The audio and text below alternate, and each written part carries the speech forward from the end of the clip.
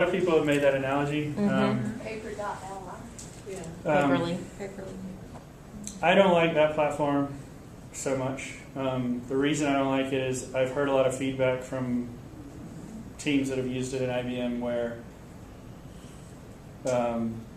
it doesn't have the same look and feel as Storify in terms of it being a story. It's more of a newspaper feed. And when I say that, I mean it's just a list of stuff in a very, I don't know. It's not a well curated. Yes, and most of the ways it can be. It can be curated. It can be. You're right, but I think that's a feature they added later, and maybe to compete with Storify. I don't know. But the reason that I think at least our team moved away from it was that when it first came out, I think you just gave it keywords or people, and it just sucks in everything. So it's not really curation. It's just showing a live feed, which we didn't feel like it was a good use of our time. We also got feedback that people felt creepy, that we were sucking in their content without, I don't know, we had people tell us, don't take my content without telling me you're using it or giving me credit. We had people tell us, don't automate it because, it makes my content look bad. The way that just the website presents it wasn't very user-friendly.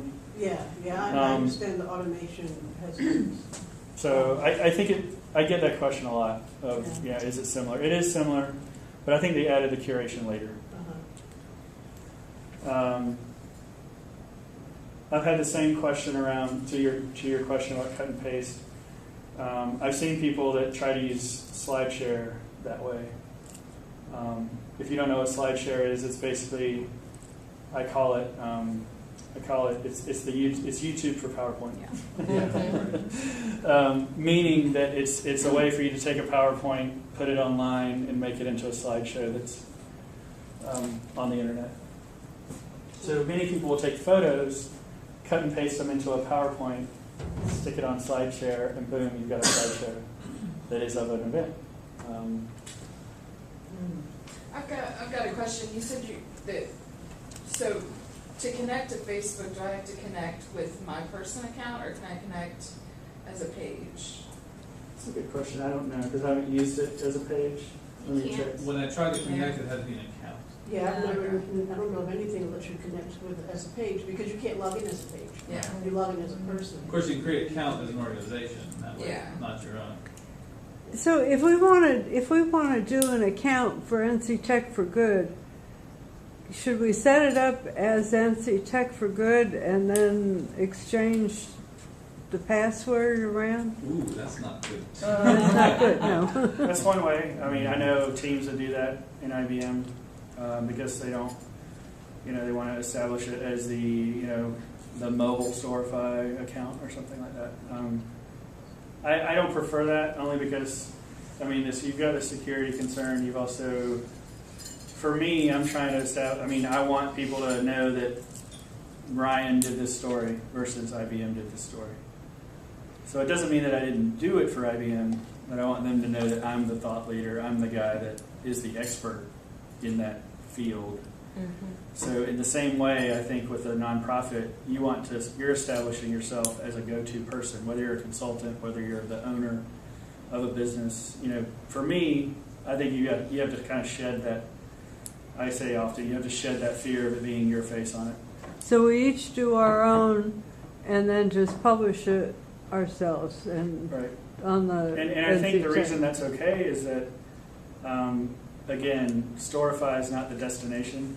Yeah, you're not trying to drive them to the place. You're going to Okay. use Storify perhaps in your email newsletter that you put out to your Meetup distribution list, right? And it's going to be a link that is just the link to the story. It doesn't matter that Paula did it or that that you did it. So I think that's okay. And I get the same exact question on SlideShare. I think SlideShare is even more important. It's got to be an individual because your slides are your identity when you're. Like if you've created whether it's a sales pitch or whatever it is that you put on there, it's your presentation. So especially, we have an IBM network even for SlideShare where we're trying to put certain people in our company, we're putting their name in lights because we want them to be the go-to person. that people connect to. Does SlideShare support animation in PowerPoint yet? I don't think so. I don't think so either. That's a bummer. I know so I don't want to go on a too hard of a tangent, but I'll show you real quick. You can go check out my account. This is the network, so companies can have their own network. So in terms of, to your question about organizing things, you could have an NCTech4Good channel. They call it network here. But it's not, this isn't an account. It's like a company page. And so all of the people that contributed to this could be like all, the 5 of you. It would be your content.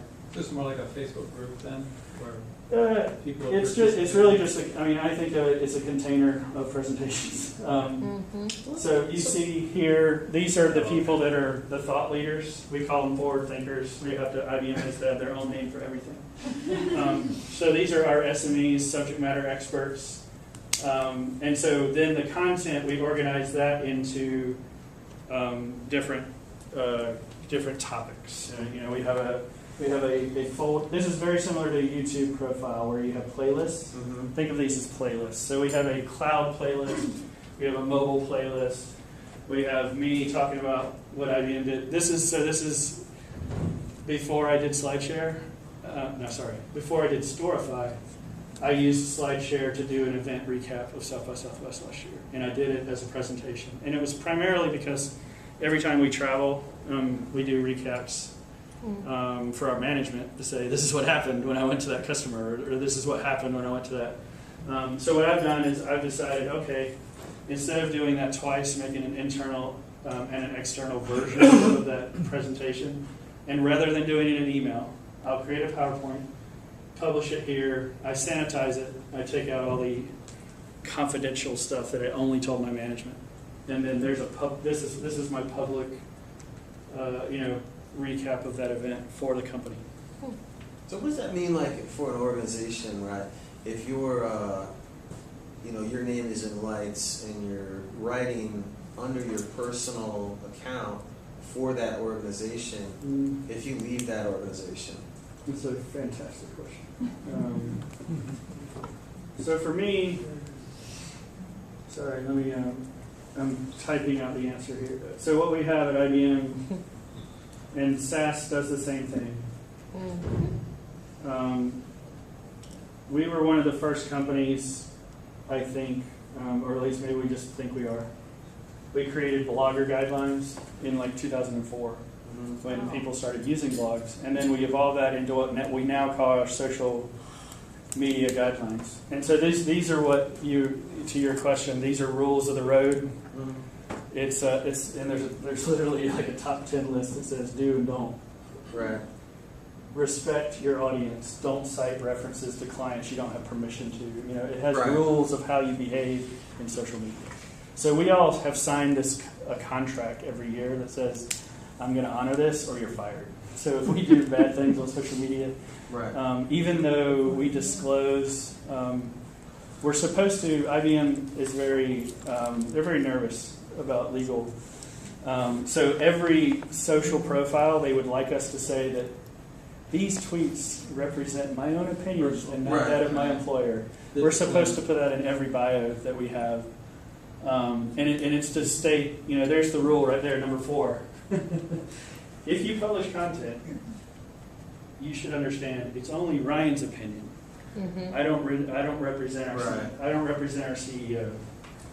So those are rules of the road. If you break those rules, you'll I be get that as far as the etiquette. right. I was thinking Oh, you more mean if you're more about Content. identity? well, if you're a content creator Yeah. and you're creating a content about that conference, even though you leave IBM, Still valid. It's still valid content about that conference. It's little different if it's an IBM conference, but if it's it's the same thing. if it's a South by Southwest, or N10 or whatever. Well, so you'll notice I kick it old school. I still have a blogger. This is my personal blog. Right. So to your point, some of my posts I've published twice. Gotcha. And so the